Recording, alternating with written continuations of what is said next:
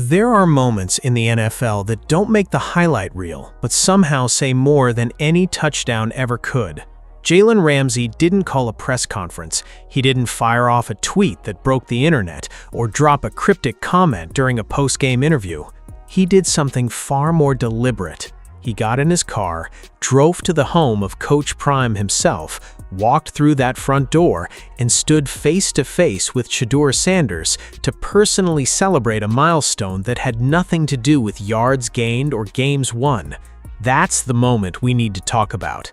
Because when one of the most brutally honest, take-no-prisoners cornerbacks in the history of this league goes out of his way like that, not for a photo op, not for clout, but for real, you have to stop and ask yourself what he's actually seen.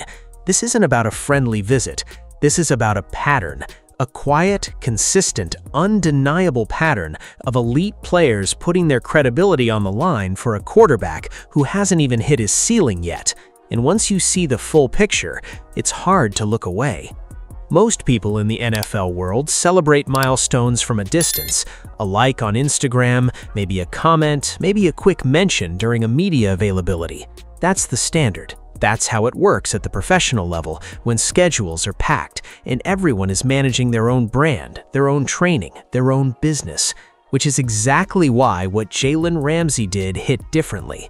He didn't send a text, he didn't drop a congratulatory post, he physically showed up, traveled to the home of Shedeur Sanders, and walked inside to stand next to Shedeur and personally mark the moment that Shedeur had locked in two of the most prestigious endorsement deals a young quarterback could land, one with Nike and one with Ralph Lauren. Think about what that says about where Ramsey's head is at.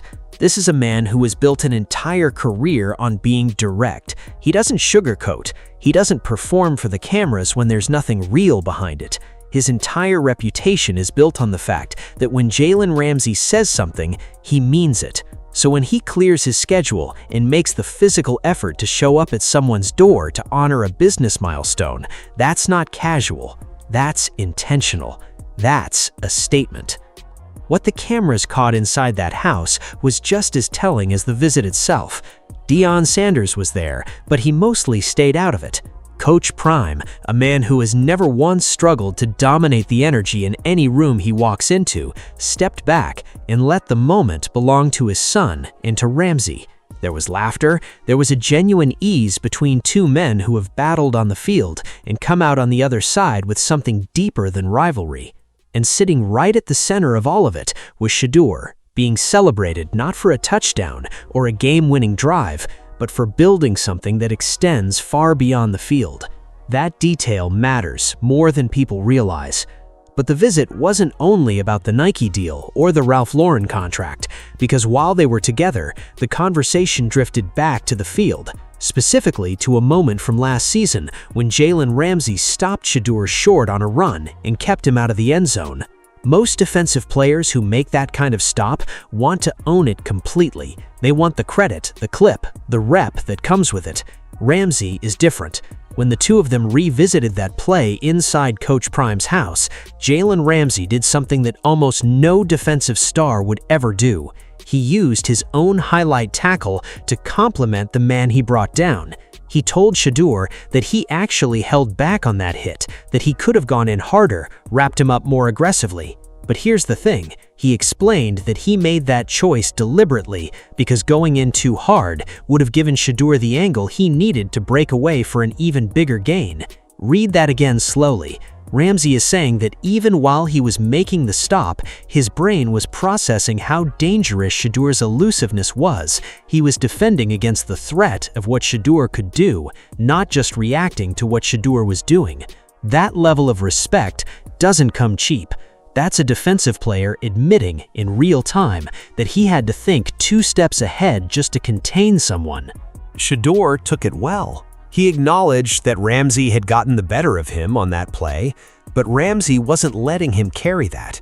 He flipped it immediately, using the memory to highlight Shedeur's footwork, his instincts, his ability to create openings out of nothing. That exchange, two competitors sitting in a living room dissecting a play with mutual respect and a little laughter, tells you everything about the kind of credibility Shedeur has quietly built among the people who actually play this game at the highest level.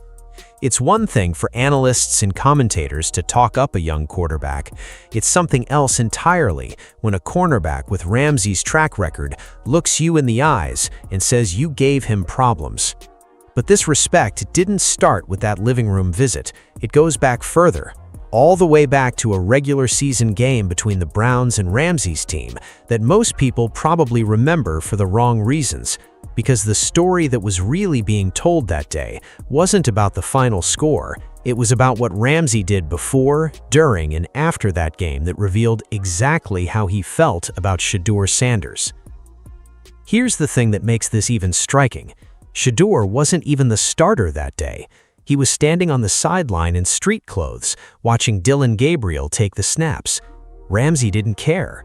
Before the game even kicked off, he was already making his preference known. He was vocal about it, the kind of vocal that doesn't leave any room for interpretation. He wanted Shedeur out there, not Gabriel, and he wasn't afraid to say it in a setting where those words would be heard and remembered. Then the game started, and Ramsey backed his words up. He got to Gabriel twice, 2 sacks, and on the second one, after he'd put the Gabriel on the turf, Ramsey didn't just celebrate with his teammates or hold his chest up for the crowd. He turned, he found Shedeur on the sideline, and he pointed directly at him. Not subtly, not in a way that could be brushed off as coincidence. He pointed at Shedeur with the full intention of making everyone in that stadium understand exactly what the gesture meant. That moment is worth sitting with for a second. A player who just made a big defensive play used the celebration to send a message about the guy who wasn't even playing. He was telling the Browns, telling the league, telling everyone watching that there was a better option on that sideline. He was saying that with Shedeur under center, the conversation on that field would have been completely different. That's not something you do lightly. Ramsey knew exactly what he was doing. He made himself part of Shedeur's story, even when Shedeur wasn't in the game. The post-game interview made it even clearer. Cracked a joke about how he'd one day tell his kids he sacked 2 Hall of Fame-level pass rushers in the same game, dropping Myles Garrett's and TJ Watt's names in a way that got a laugh. But buried inside that joke was another dig at Gabriel and another statement about Shedeur. He circled back to it, couldn't help himself. He made the point again that Gabriel didn't have the athleticism or the physicality to match what Ramsey was bringing that day, and that Shedeur would have presented a completely different problem. That's not just praise. That's a defensive player publicly lobbying for a quarterback, on the record, after a win. That's rare, that's significant, and it didn't happen once. It kept happening. While Ramsey was making noise from the outside, something quieter and arguably more powerful was building on another front. Jalen Hurts entered Shedeur's world, not loudly, not for headlines, but in the way that actually matters. He showed up for the work. Hurts has spoken about Shedeur publicly, and what stands out every time is that his praise never feels generic. He doesn't use the vague, safe language that athletes reach for when they want to say something nice without really saying anything. He's specific. He talks about the grind, the unglamorous, camera-free hours of preparation that most people never see. He talks about what it actually takes to forge your own path in this league, when everyone around you has an opinion about who you are and what you should be doing. Hurts knows something about that. He's lived that. And when he sees those same qualities in Shedeur, he says so plainly. There's no competitive tension underneath his words either. No subtle shade, no qualification, no implied asterisk. Just straightforward acknowledgement of a young quarterback who made unconventional choices and earned legitimate respect for it. Hurts has made it clear that he views what Shedeur is building as something real, not a story to be written off, not a narrative that needs asterisks, but a genuine career being constructed with conviction and intention. But the words weren't even the most important part. The actions were. After the two trained together, something shifted. Instead of wrapping up the session and heading in separate directions, Hurts offered Shedeur a ride. Not to a restaurant, not to a public event, just time. Private time. Away from the cameras, away from the reporters, away from the noise that follows Shedeur everywhere he goes. And during that ride, Hurts opened up about things that don't get discussed in media sessions. He talked about the specific demands of running a professional offense at the highest level. He talked about how to adapt to a system, how to read what a coaching staff needs from you, how to manage the weight of expectations that come with being the guy. He gave Shedeur an inside look at the mental framework behind being a starting quarterback in the NFL. That gesture is hard to overstate. Hurts had no obligation. He doesn't owe Shedeur anything. They're not teammates. They're not in the same organization. There's no transactional reason for Hurts to take that kind of time with a younger quarterback who could one day compete for some of the same recognition he's after. And yet, he chose to. He gave his time, his knowledge, and his access because he genuinely wants to see Shedeur figure it out. That's a rare thing in a league where everyone is watching everyone else and information is power. Hurts gave some of his power away because he believed it was the right thing to do. Now let's talk about why Ramsey made that trip in the first place, the endorsement deals, because they deserve more than a passing mention. Nike and Ralph Lauren in the same portfolio for a quarterback who hasn't played a full NFL season yet is not a normal outcome. It's not something that happens by accident or because of a lucky break. These companies have entire departments dedicated to identifying which athletes are worth a long-term bet. They study market appeal, cultural impact, longevity projections. They don't write checks to anyone who flashes a few highlights. They write checks to people they believe will matter, not just next week, but 5 years from now. Ralph Lauren is a brand built on image. Not just any image, a specific kind of image. Timeless, polished, aspirational. The kind of image that transcends sports and speaks to something broader in culture. For Ralph Lauren to look at a young NFL quarterback and see that kind of alignment says something about how Shedeur carries himself. It says that the way he presents himself, the way he moves through the world, the way he handles his public profile, all of it fits inside a vision that one of the most image-conscious brands on the planet is willing to put its name behind. Nike is a different kind of statement, but equally significant. Nike doesn't hand out partnerships to quarterbacks on a maybe. They bet on athletes they believe have a combination of elite on-field potential and cultural magnetism that will keep audiences engaged long after the final whistle. Getting Nike this early means they see both. They see the quarterback who can develop into a legitimate starting force in this league, and they see the person around that quarterback, the personality, the story, the brand, as something worth investing in heavily before the rest of the market catches up. When you put those two deals together, what you're looking at is a market consensus forming around Shedeur Sanders, not just in football circles, not just among people who watch the Browns, but in boardrooms, in brand strategy meetings, in conversations between executives who have no particular loyalty to any team or any sport, but who know what a rising cultural figure looks like when they see one. Shedeur Sanders is being recognized in those rooms right now. And Jalen Ramsey showing up to his door to celebrate that. It's confirmation that the people inside the game see exactly what the people outside the game are seeing. Here's where it's worth pulling back and looking at all of this from a wider angle, because individually, any one of these moments could be explained away. Ramsey makes a bold gesture, sure, that's his personality. Hurts says something nice about a younger quarterback, fine, players do that. Shedeur lands a couple of endorsement deals, great, he's a recognizable name. But when you line all of it up, when you see the consistency and depth of what's been happening around Shedeur Sanders over the past year, the story becomes something much harder to dismiss. Ramsey's behavior isn't spontaneous, it's consistent. From the finger point on the field during the Browns game to the post-game interview where he couldn't stop talking about Shedeur even after a win, to showing up at Coach Prime's house to personally celebrate a business milestone, that's a through line. That's a man who has made a decision about what he thinks Shedeur Sanders is and is going to become, and who keeps finding new ways to express that conviction. Ramsey doesn't do things halfway. His entire personality is built on being all in, and right now, at least part of where he's all in is Shedeur's corner. Hurts operates differently, quieter, more private, but the message is just as loud once you understand what he's actually doing. Mentoring a fellow quarterback in a league as competitive as the NFL is not nothing. Sharing your system knowledge, your mental frameworks, your personal playbook for navigating the scrutiny that comes with the position, that's giving someone an edge.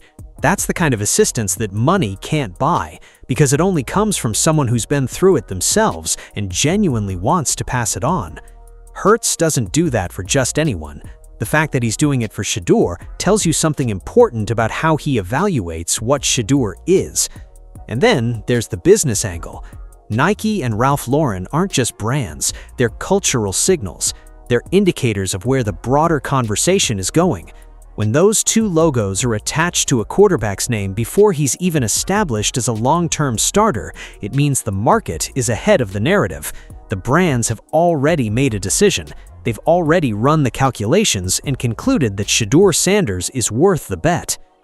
In the history of the NFL, there have been plenty of highly touted young quarterbacks who never attracted that kind of institutional endorsement interest early in their careers.